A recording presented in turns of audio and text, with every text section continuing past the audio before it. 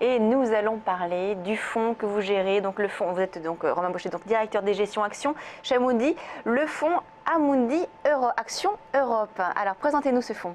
Alors c'est un fonds qui, très simplement exprimé par son intitulé, est un fonds qui utilise le marché européen comme le champ des possibles, sans a priori de style, sans a priori de présence ou non dans les indices, de taille des valeurs. Nous sommes bien là pour saisir le meilleur de la cote européenne, avec bien entendu pour objectif de délivrer les meilleures performances sur moyen et long terme.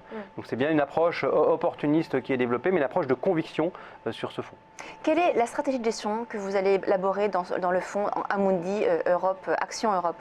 Alors la force de notre équipe, c'est d'une part une équipe très expérimentée, puisque nous avons 8 gérants mobilisés autour des actions européennes pour ce fonds, qui sont épaulés par 17 analystes, ce qui est une force assez unique, puisque Amundi aujourd'hui, avec 17 analystes internes, donc là je ne parle pas des analystes externes, des analystes des banquiers ou des brokers, a une indépendance, une capacité d'appréciation interne qui est inégalée et d'ailleurs qui a été appréciée comme telle. C'est une équipe qui a été plusieurs fois récompensée comme étant la meilleure de la place. Donc cette capacité intellectuelle, elle est mise au service aujourd'hui pour aller voir les entreprises. C'est l'autre sport, il ne s'agit pas seulement d'avoir des experts, il s'agit d'avoir accès à l'univers investissable. Il est vrai que la force aujourd'hui d'Amundi, c'est étant leader en Europe, nous avons un accès là encore inégalé à l'ensemble de l'univers coté. Nous pouvons parler directement et très rapidement à tous les managements des grandes entreprises.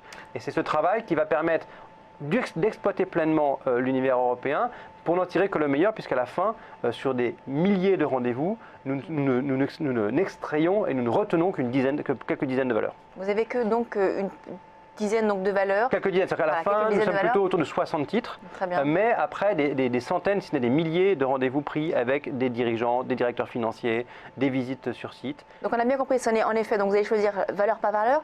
En revanche, est-ce qu'il y a une allocation, on va dire, plus sectorielle ou géographique dans le fonds? Est-ce qu'il se dessine une tendance? Il y a 3 tendances aujourd'hui qui se dessinent. Première tendance, une tendance géographique. Nous jugeons que, comme on dit souvent pour une entreprise, le gain le plus certain, c'est l'économie réalisée. De la même manière, au niveau des pays, pour nous, le gain le plus certain, c'est d'aller là où certains étaient juste en retard, où ils se contentent de rattraper leur retard. Donc en clair, là où les réformes sont les plus récentes et les plus laborieuses, mais ça y est, elles arrivent enfin. Je pense notamment à l'Italie et à la France. Donc clairement, aujourd'hui, ce sont des marchés en retard qui ont pour nous un vrai potentiel de rattrapage, c'est l'angle géographique. Vous avez un deuxième angle qui est l'angle de la sécurité, du rendement et du bilan. Dit autrement, on voit bien aujourd'hui dans un monde de taux zéro, avoir un dividende soutenable, c'est un argument extrêmement puissant en faveur de titres. Mais nous faisons la différence entre ce qui est attractif et ce qui est un piège de valorisation attractive mais non soutenable. Dit autrement, si vous prenez par exemple le secteur des matières premières, vous avez des acteurs qui aujourd'hui sont pris dans le piège parce que leur rentabilité s'effondre et ne pourront pas soutenir leurs dividendes, voire ils vont devoir faire des augmentations de capital, leur valorisation s'effondre. En revanche, vous avez des acteurs type des pétrolières intégrées qui aujourd'hui sont à même de passer le bas niveau du prix du baril et de continuer à verser un dividende et d'en tirer profit pour être un consolidateur. Et enfin, un troisième axe aujourd'hui qui se dégage, nous avons l'intime conviction que le marché sous-estime la puissance du gain de pouvoir d'achat qui est en train d'être transféré aux pays consommateurs de pétrole. Dit autrement, le consommateur de la zone euro tire quand même un profit que l'on mentionne trop peu de l'effondrement du prix du baril. C'est un gain de pouvoir d'achat et ce consommateur européen, il se réveille aujourd'hui. Ça veut dire quoi? Ça veut dire que non seulement il se réveille, mais ça veut dire qu'aujourd'hui, il va permettre d'avoir probablement des bonnes surprises au niveau de la consommation européenne. Donc il y a bien une reprise économique qui se dessine au travers de la consommation en zone euro. Elle est peut-être possible, mais elle est bien là. Alors quelles sont du coup les principales convictions aujourd'hui que vous avez donc sur ce fonds?